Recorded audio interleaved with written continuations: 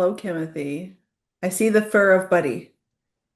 Yeah, it's a rainy, cold day here in Courtney, British Columbia, He's and like, I'm sleeping. Leave he's me alone. down to sleep on my lap. He's like, "Oh, it's a cold, rainy day," which, like quite honestly, given the life that I lead, although I woke up looking at an ocean, so life doesn't entirely suck, but I was in a truck stop and but he's just like, it's a cold, rainy day. I just don't want to participate. I'm like, yeah, welcome to my world.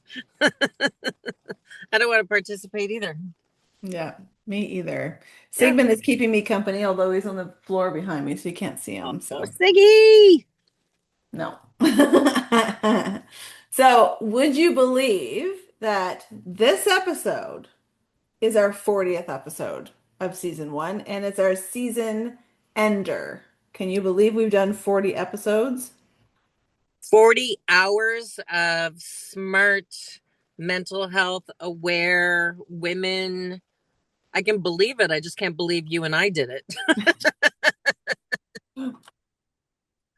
We made it. We made Well, it. and from your house to British Columbia to, because like I'm always in the middle of God knows what, and like thank God for technology because we've been able to figure it out. You were in the States for the most of the first part. I was in the States. I was back home for a bit. I was in your kitchen for a bit. Now I'm sitting in a London Drugs, Quality Foods, Starbucks, oh, Canadian Tire over there, parking lot. Glamorous. And it's 2 degrees, pouring rain, and cold. You're freezing your ass off. Although it's dreary as shit here too. And I'm cold as well, but not like rain cold like you are. Like you're outdoors and it's like that damp cold, I'm guessing, which is not great. Right off the ocean. Super Ugh. fun. You Yuck. look you look awesome though. You whole like flash dance kind of like vibe going on there. Showing off the clavicles. Yeah. I have learned so much from these 40 women. Well, it's not 40 women because we've had some of our regulars come back a couple times on different topics, but I feel like, and I think I said this to you last episode, is like I'm so happy to do this because I get to like hang out with some of the people that I care most about, but I have learned so much. I mean, we started with menopause, right? Um and actually Hot Flash Incorporated has some new announcements this morning about monetizing and going into more of a brand, which we talked to her about. To elder care, of which you are an expert. Financial with Janet Gray. Like, who doesn't need a bit of financial advice? And I just think that as we recap over the holidays, people can learn so much by going into the back episodes. Mhm. Because sometimes, like when we're putting out like shorts and YouTube and stuff, it's the current episode. But if you go back into our library, every topic is covered and that I can think of anyway, because I'm usually the one kind of like scoping out Facebook for who's got something interesting to say about women's mental health. But there's so much to learn if you go into those 40 episodes. Yeah. And today we're going to end on a topic that's near and dear to my heart, which is my peeps. We're talking to the folks at the Good Companions, Anne and Carolyn, who I've known for years. And we're going to talk about what the center does, what they help with for seniors, how they keep people from getting isolated, all the stuff. And, because our season is sort of coming around the holiday season, it's coming to an end. We just thought this was a good episode to kind of end on, hoping to encourage people to get involved, to get out there. Um, Well, because loneliness is a major mental health impact, right? And Major. Good Companions was vital during COVID for people in the neighborhood. And Good Companions started to go out to people's homes and drop off things because COVID, we all know. And I was lucky enough to work on their communication strategies. So I know a thing or two about the organization, and it's really a lifeline for seniors who are lonely or just need a warm meal. Yeah, I've been working with this center on and off for the last 20 plus years. I was on the board for a bit. I Uh, didn't know that. yeah, I was one of their sponsors for a number of things through my company. Just, throwing out the support to help seniors in our community. So I think that this is going to be a great conversation, and I'm excited to have them on. They do good work. And Yeah. now I know that I don't know everything about you. On that note, let's bring them in. Okay, awesome. Well, Amy, I'm delighted that sometimes you and I talk because I didn't realize that we both go back so far with the Good Companions.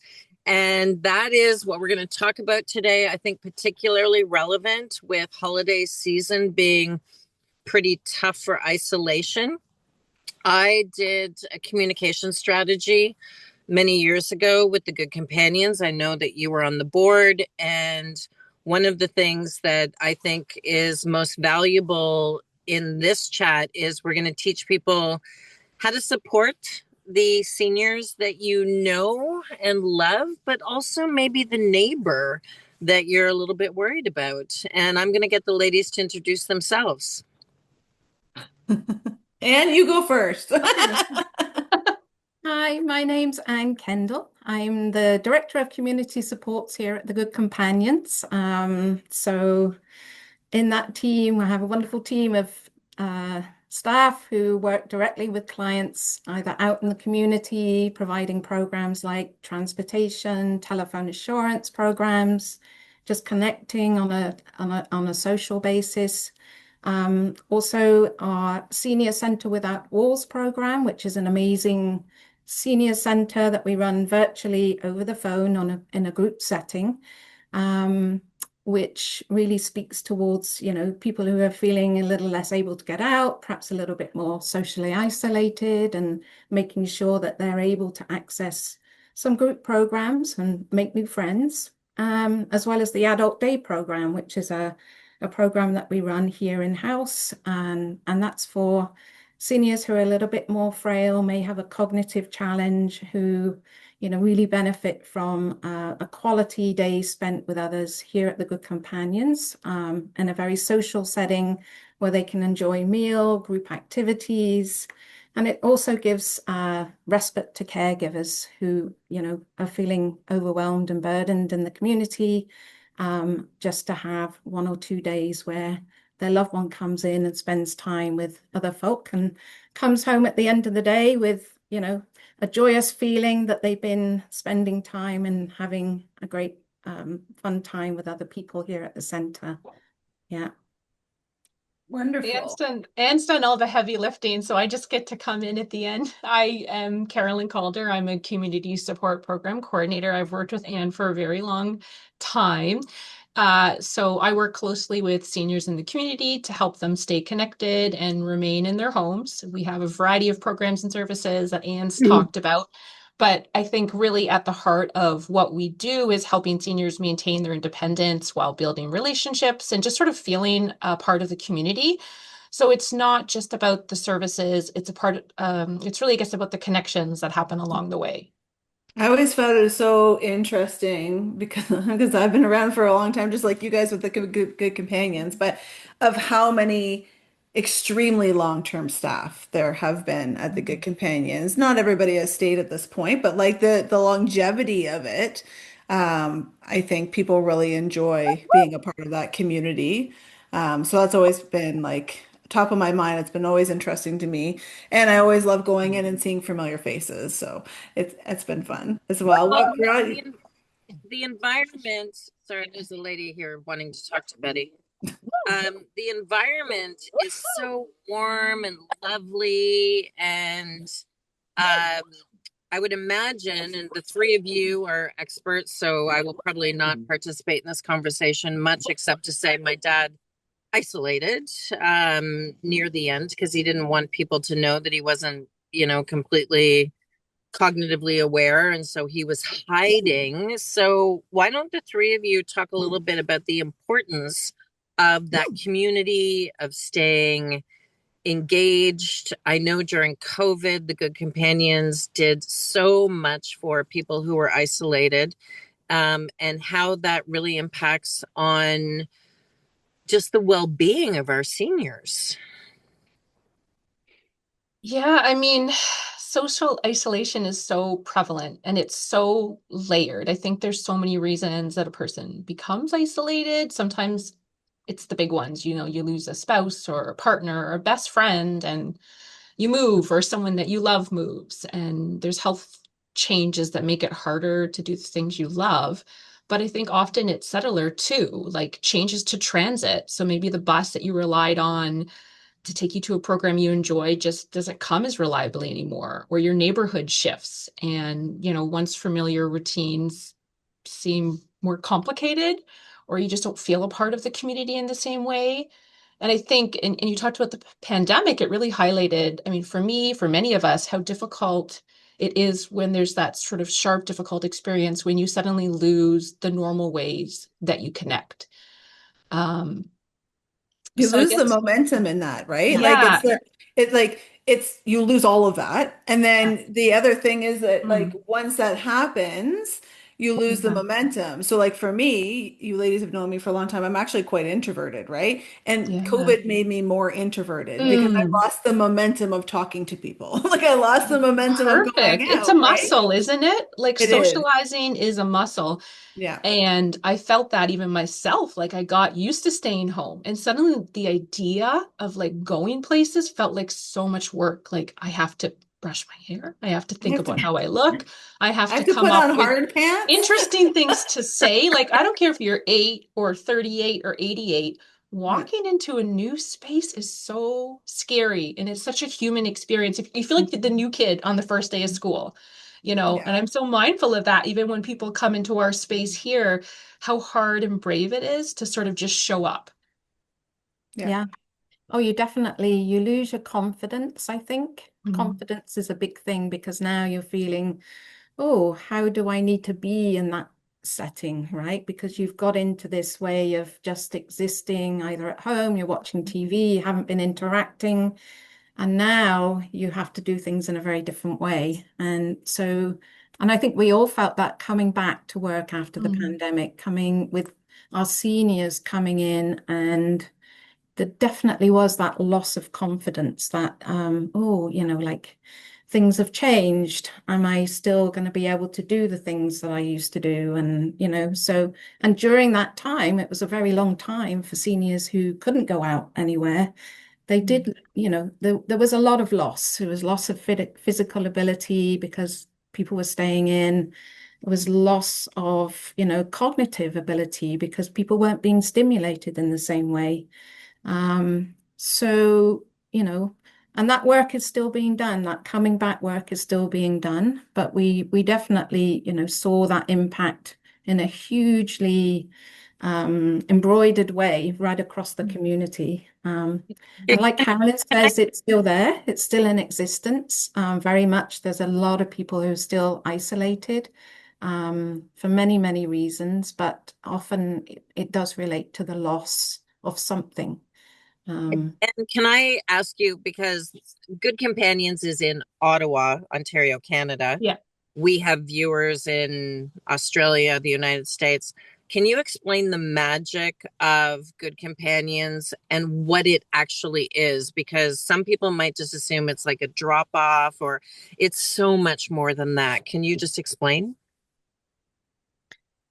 I think um, I guess the values here of the organization are all around um, welcoming people, being a place where we can provide anything that seniors need to remain healthy. We definitely believe in, physical health, stimulating mental health. So keeping people challenged, giving opportunities for joining a group or joining and learning something new, volunteering, which is a Mm. huge part of what we do. We see people come in as volunteers who maybe have been, I know one particular volunteer, I just think of him because he's a man, he's from a different cultural background. During the pandemic, he told me he was sitting at home and he was feeling every ache and pain in his body. And he had been pretty active before the pandemic and just so looking forward to coming back.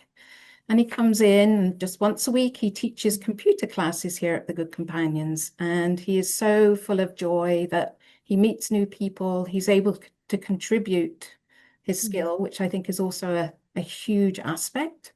Being able to contribute, teaching, helping others learn. So he now feels valued. And I think that's a big part of what we do is helping to make people feel valued, bring a skill, contribute, whether it's a knitting group, physical activity, volunteering, just coming in to enjoy a meal and having a chat with others. It's just that warmth, friendliness, and having those values of trying to help people to stay healthy and engaged in the community. Yeah, and aside from the stuff that we have here, we have so many programs that are running in the community that may not seem like social programs, but they really are. So our grocery bus would be a great example.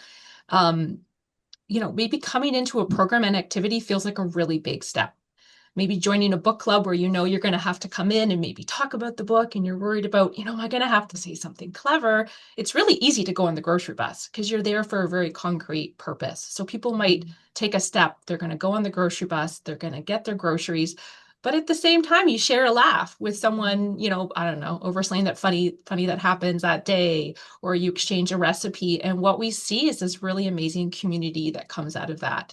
So it's so much bigger than the act of getting the ride to the store. Or we hear that from folks all the time. They get a ride from a volunteer driver and they're like, that's the most fun I've had in a long time. I haven't actually left the house. One lady told me the driver, she loves Carly Simon. So the driver put on Carly Simon and they were singing along. And she wrote after to say, that's just the most fun I've had in a long time. I just felt human again. Yeah. So there's magic, I guess, in all of Yeah. our programs, not just the social ones. Mm. It's interesting the way the practical stuff becomes social too, and you sort of develop the sense of community. Mm. That's right. They all start to look after each other, we find as well. So, on the grocery bus, for example, it's really a community within a community where they advocate for each other, they look after each other. You find that groups form within groups, even here, at the center where people have met each other and now they're looking after each other's well-being as well. So someone needs something, one senior will help the other one out. So it really becomes a community within a community. I mean, You mentioned community, and that's what Amy talks to me about a lot when it comes to our seniors is community is the salve for isolation, right? Mm.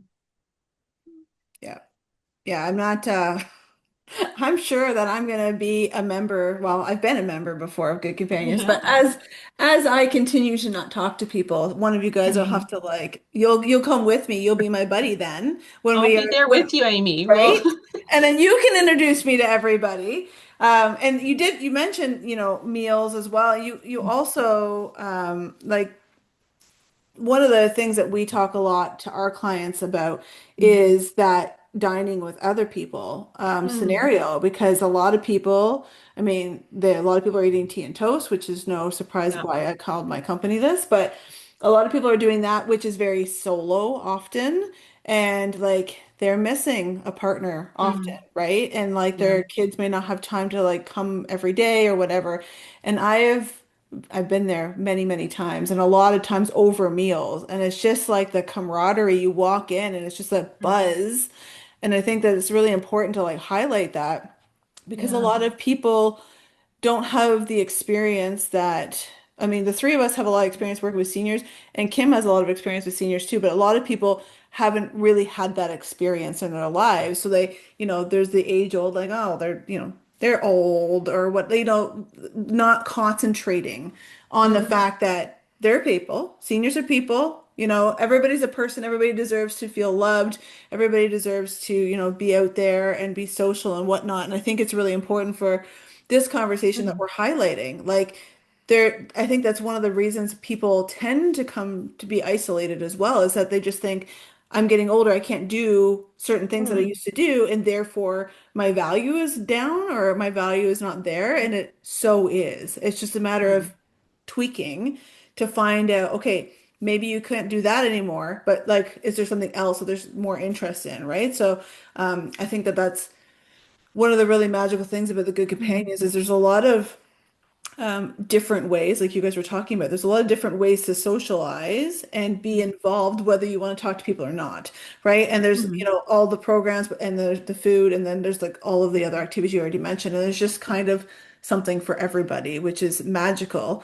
And then you guys on top of this do the Senior Center Without Walls, which is a phone program which has gone, correct me if I'm wrong, but all across Canada, like it's a program that has been expanding as we Mm. speak, right? Tell me more. That's right. So yeah, we had the opportunity to expand the program, pretty much right across Canada. So there are Senior Centre Without Walls um, centers now, being, programs being run in the Atlantic provinces and the Western provinces. And so it's, really taken off as a way that um, agencies or, like just the ability to connect with people, even though, they have barriers such as transportation. Because if you think some of the rural communities, it's very, very difficult to get into a center like ours, or, the transportation just doesn't exist. You're no longer driving, the weather's bad. So to be able to hop onto a session where you're going to be talking with other people, um, and just enjoying some activities that are run or scheduled, and it just makes such a difference in people's lives just to know that that program is there for them. So it, And what does that look like? They jump on, and is it like mm, book club, or yeah, they're playing chess, or they're talking about recipes that are yeah. easy to do? What does it look like? Yeah, there are those sessions where people are engaging, in a group. So it could be bingo, it could be a book club, but we also have educational sessions. So we have guest speakers that come and talk about anything of interest. We have musicians that come and play music, and just have that ability just to enjoy people playing a musical instrument. And we're even now doing a session on Christmas Eve, because as we know, the holidays can be very difficult. So we're doing a Christmas Eve session and a New Year's Eve session, so that we can really just keep that sort of community spirit on that program, even, in those days leading up towards the holidays. So, and it does, again, it becomes a community within a community, because people get to know each other in these programs, and, like, um, definitely that familiarity. Oh, good, I'm going to be joining my book club, and I'll see, I'll be able to hear so and so's voice, and Mm. so friendships form in that group, as in those groups as well. Yeah. Amy, And is the there a pressure. connection between longevity and everything that Good Companions does? What was the first of that question? Sorry. Is there a connection between longevity and happiness in seniors and what Good Companions is doing? Like, I is think that a connection? I would Oh. assume so. And I think that honestly, it comes down to people having purpose, right? Mm. And, having either redefining what their purpose is because it might have changed, but people feeling like they're valued, right? And again, I can testify to the fact that you walk into the Good Companions and immediately you have that you don't feel like you're in a foreign territory. You just feel like you're walking in, there's people around, it's very welcoming. So, I mean, you ladies can speak to it a little bit more, but I do feel like people that are connected and not isolated have a bit more longevity, because of those other reasons. Yeah, absolutely. I mean, social isolation isn't just feeling lonely. We know that seniors with low social participation, so those who don't regularly engage in community activities, have higher risks of poor health and even premature death. And if you go, globally, the World Health Organization really calls loneliness a global public health concern, that I think it's 1 in 6 people in the world feel lonely. And that social disconnection has a huge impact on mental and physical health worldwide. So, when we think about reaching seniors who are maybe at risk, it's not just about making friends, it's about social justice, inclusion, and making sure that people have a chance to belong and be seen. Sort of that sense of connection isn't just a luxury, it's a life preserver in many ways. Well said. I know there are countries like Bhutan, and there's certain parts of Italy where the people that live to be over 100, the main thing that scientists have found is that it is connection and community. Mm.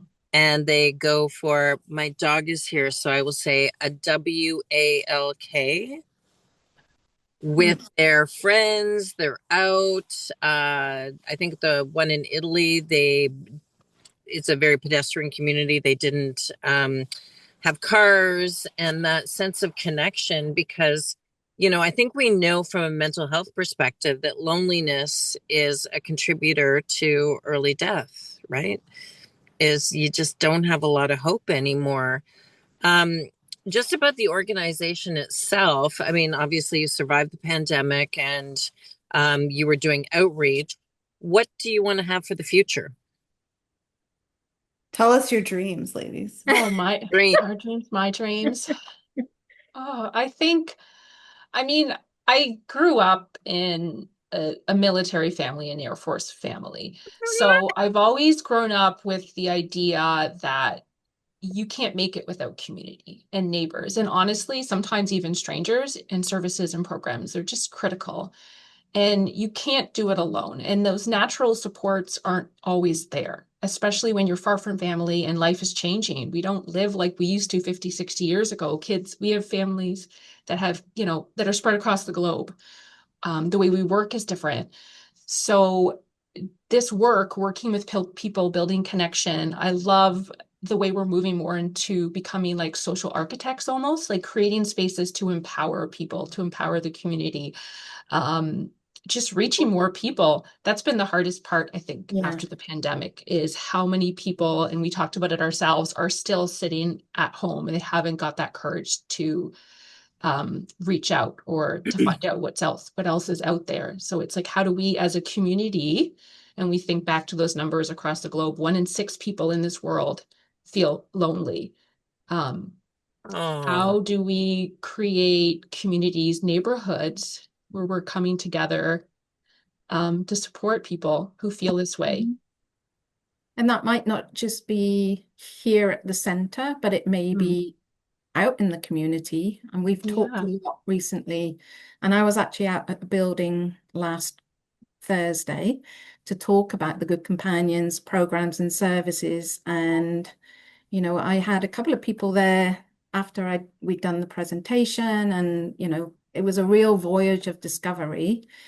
And then a couple of people came and said, well, like, I do feel out of the loop in the building because most of the people here have family and friends and I don't. And so, if you were to be able to maybe run a coffee group out here or do something out, out in the community, they really, they love the idea of, having the senior center, being able to access programs, but also if you're able to do it closer to home for them so that they could build those connections within the space they're already in, I think that would be really, pivotal as well. So yeah, it was really interesting. And I think that's, what, as Carolyn was saying, is like our outreach, increasing our outreach to really reach the people who don't know about us. We always find word of mouth is a huge driver to people understanding what we do and then either coming into or joining our programs, taking those baby steps to making connections. So getting the word out there more, trying to break down some of the barriers as we do quite a bit. But, there are existing barriers, transportation, affordability, People are looking all the time at, can I afford to do this? Do I have, am I the right person to join this? So, making those connections and really trying to make people feel, this is the place for them, or we can be the right place for them as well. Yeah. Well, I know Amy deals a lot with profound change, which is a moving, Mm. like you're moving to another place. But I do remember from my time working with the Good Companions is even moving the bus stop in front, because Yeah. in Ottawa, we have a whole lot of construction happening. Even that was intimidating for some people who had become very used to this is the bus that goes to the front door and there isn't going to be noise and construction and fences and that kind of thing. Like, how do you work as an organization, or Amy with you is um dealing with maybe a sensitive senior that finds change scary, like really scary? I think I'm gonna lend that to the ladies. Well, I That think was the all first thing yours. is change is scary. Yeah. Change is scary at any age. So it's just really meeting people where they are, and really hearing what they have to share, what they have to say. And sometimes it is starting small.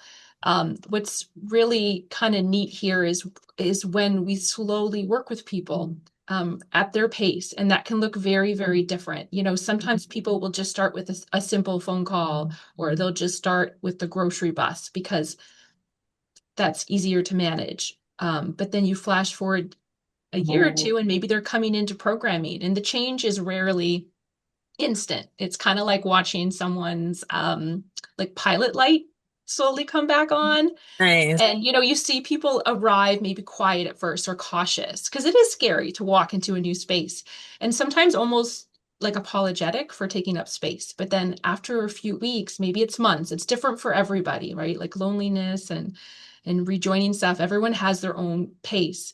But then you see something shift, and maybe their posture changes and they start coming a bit earlier instead of arriving late, and they speak up a little bit more maybe in a group session, and then their voices change, and someone who barely spoke on the first day, you can see that confidence breaking through where they feel safe enough to be themselves. But change, I think at any age, is not an easy thing. um, and it's especially hard when you've had so many losses, whether they're big ones like a friend passing away, your kids moving away, the physical changes that just sort of adds to the normal difficulty that we all Yeah. face when things are different. Do you find that, the people that come in now for membership, the people that find you, are they solo seniors that they don't have family? It's just like an interest piece question, but solo seniors that don't have family, or are there kids finding you and saying, "Hey, mom, or dad, why don't you go and try this out?" I think you probably have a mix, but do you have any, like, is it weighted one way or the other? Because my marketing brain is going as usual, saying like, how do we get more people? But like, it's curious to me of how your membership currently finds you, because I know that you have a quite a large reach in the Ottawa area for the catchment that you're in. Um, and so, but that, yeah, how do they normally kind of come upon you? It's so diverse. I mean, often it can be family or friends that, um, we often might get maybe a kid lives out of town and they come visit mom or dad, and then they realize how isolated their parent has become since they last visited. We get obviously a lot of referrals, especially for the community programs programming like transportation and grocery bus professionals in the community. So something's happened, maybe someone has a fall or they're not doing well, so they could be referred by an OT or a PT or a Mhm. social worker or a doctor. So I think we have a pretty diverse mix. I know in the area we work in downtown Ottawa in Centertown, and it has a really high number of seniors that live alone, significantly higher than other parts of the city.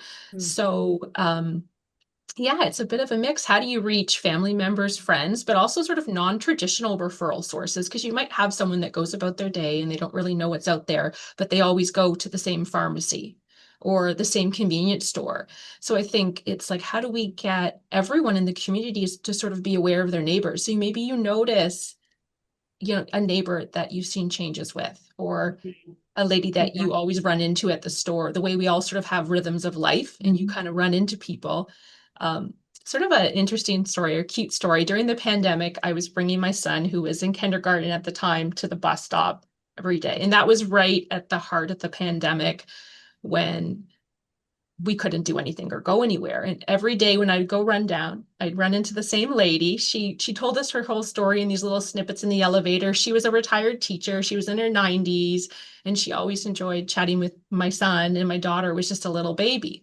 And then one day when we came down, we were late, and she was standing sort of in the lobby area, and she said, "Oh, I was so worried I'd missed you." And then I realized, like, after chatting, that she had actually been riding the elevator not because she had anywhere to go, just for that moment to just chat with us, because she really didn't have any visitors, or she didn't really Oh, um, have any people in her life. But she said, "Oh, I just really look forward to this." And then I was able to give her a few resources. But it's amazing the way these little interactions we have can impact people in yeah, such truly. powerful ways. And multicultural, to build on what Carolyn is saying.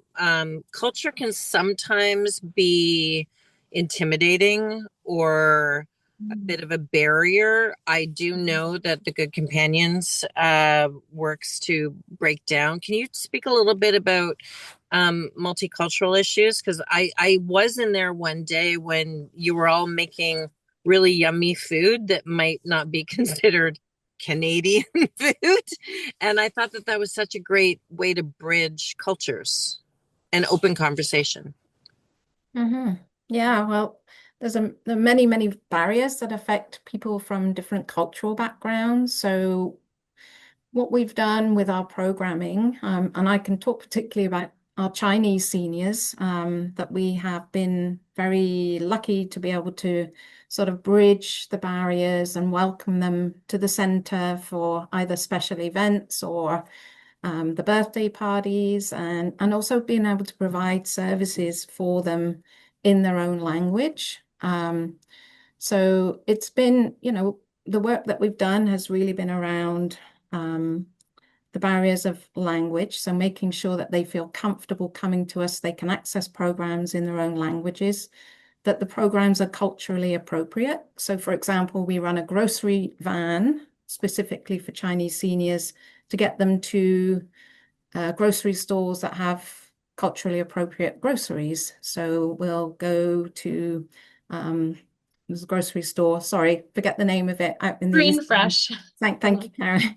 Fresh, yeah. Green Fresh grocery store, or maybe Food Basics, where there are products that they like to buy, and that it's affordable, because often seniors from immigrant seniors have got less available funds to make their grocery purchases. So we find that that also helps as well.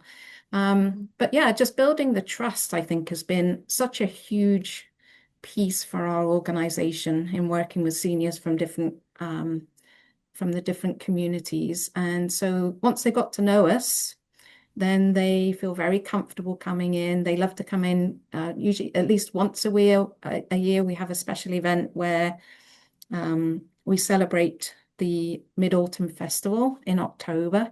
So we have some really nice goodies. Our kitchen actually makes some really nice goodies for the tea, and they come in and enjoy that cultural festival together, meet up with friends that they haven't seen for a while. So yeah, and it's been a really I don't know, just a time that we've really appreciated being able to make that connection with that community, because there is a huge need there. Many of the seniors from that community are very isolated and wouldn't access normal services. So I think that's something that we've been able to do, is to really break down those barriers of culture and everything that comes with, being new to Canada, not necessarily having any family supports here, not having, maybe the wealth or the income that other seniors do. So yeah, What a beautiful thing. it is. It So good. really is. Yeah, I know. It's a very special part of what our organization does. And mm, Wonderful. If we have people watching, well, we'll have people watching, but specifically older adults that are thinking about, what do I do? How does this work? What does it look like? My first part of that question is do you have kind of like membership ambassadors? Do you have buddies that if so I'm going to be 80 and I'm going to go in and I'm going to say, I don't want to be here because I don't know anybody. Do you have a safe spot for that Amy of 80 to kind of fall in so that I don't run out the door? Because I think that that's like just getting up enough nerve to get through the door sometimes is like, that's where I'm at. Yeah. And so I'm guessing a lot of people are there. But what happens when they finally decide to walk in or they finally decide to call?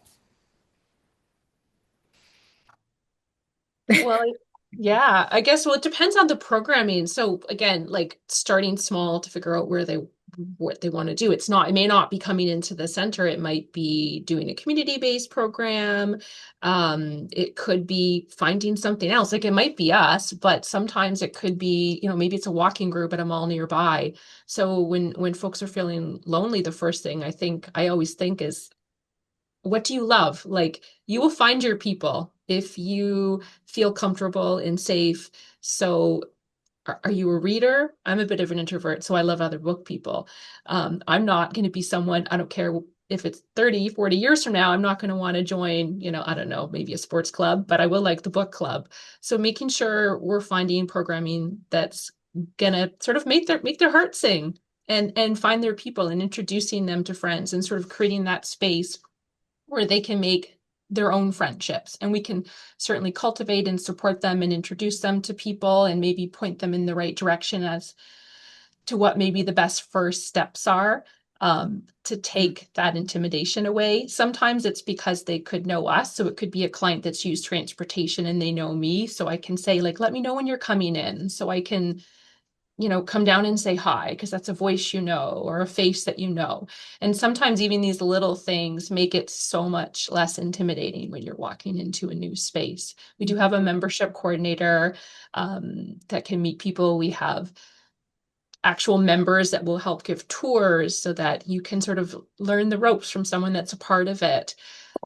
There's groups like our coffee club where people mm, can kind of just join in and meet some new friends. So I guess a lot of it is finding what the best fit for them is, Mhm. and not sort of trying to say, okay, join this program, because mm. you're feeling lonely, like starting with what matters to them.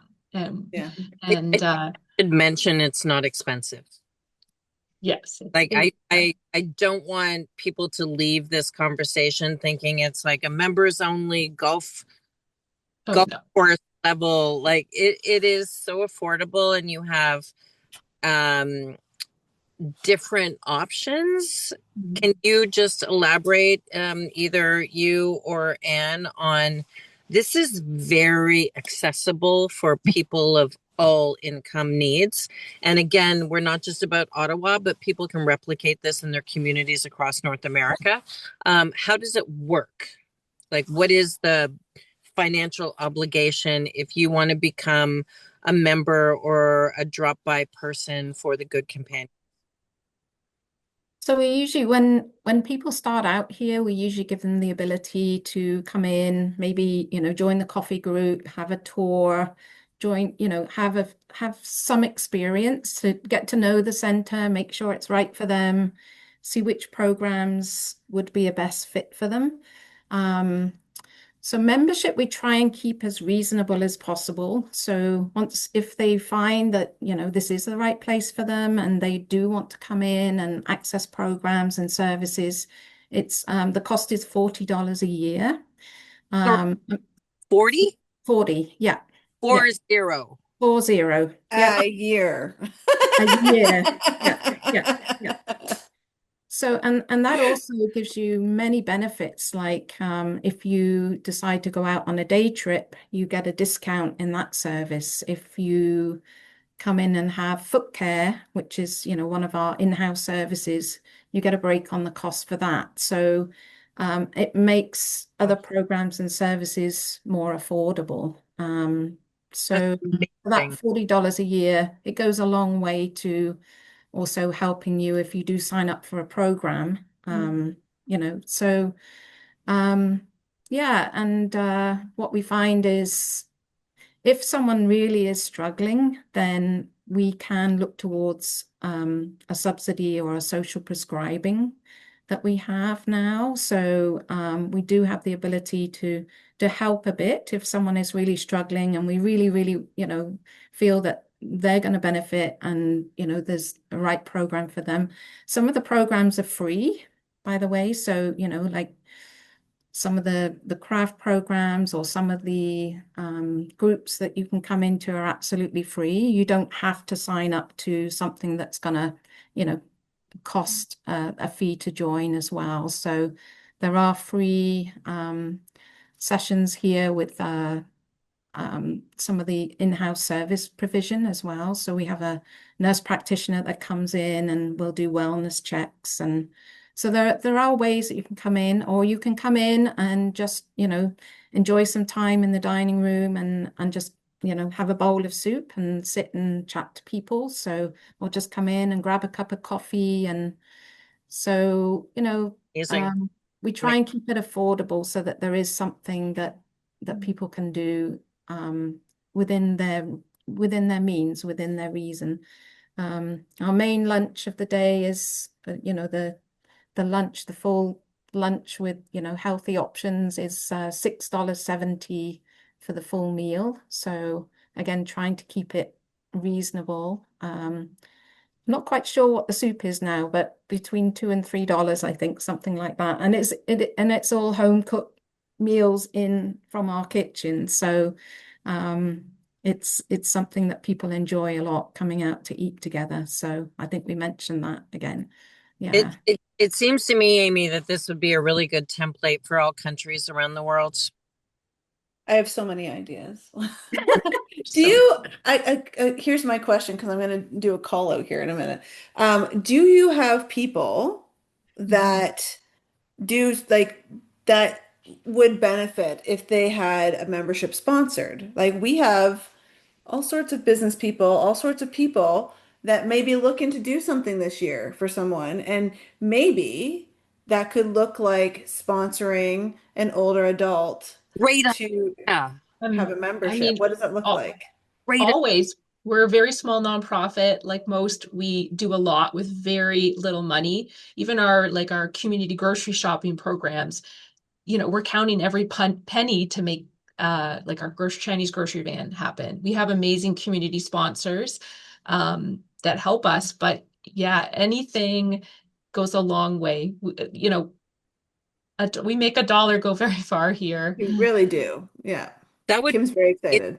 wouldn't it be great if somebody could give as a Christmas or Hanukkah gift access or a membership or a grocery drive or like because people don't well, I don't know, but I'm sensing that the big, huge commercialized Christmas or Hanukkah is starting to become a little more about giving gifts that mean something. Wouldn't that be an amazing idea? Amy, are you going to just run that program? Because, like, I love it. I'll support it. I'll work with the ladies. Well, Thanks, and I just Amy. like It, I know that you guys can always use sponsorship too. And then another piece of that might be to actually, if you had seniors and older adults in the wing that were just kind of like they would, but they can't spend the $40 for a membership or whatever, like all those types of things.